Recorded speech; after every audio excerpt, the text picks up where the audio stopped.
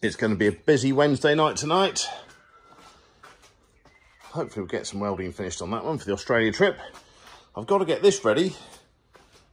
I'm going to a nightclub in Pall Mall in London, and this is going to be the centrepiece for the celebrations there.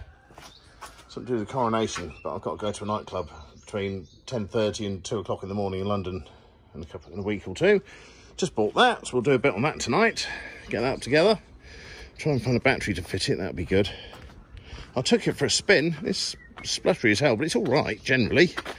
But look at this. There are no shock absorbers on it. I mean, none. I went over a bump and it took off. Look at this. That's crazy. I don't even think there are any shock absorbers on it, but we'll see.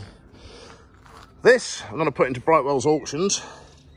So we'll get this cleaned up and looking as good as it can. Unless somebody wants to buy it off me, I don't know. Give me £4 grand, you can have it. They reckon they'll get me about 4.5 at the auction, so there it is. I like looking at it. I don't like driving it, so it can go. Need the space, and that's our Wednesday night looking. Like it's going to be a good one. Polish this up, get this clean. Just hope everybody turns up. I have to do it myself.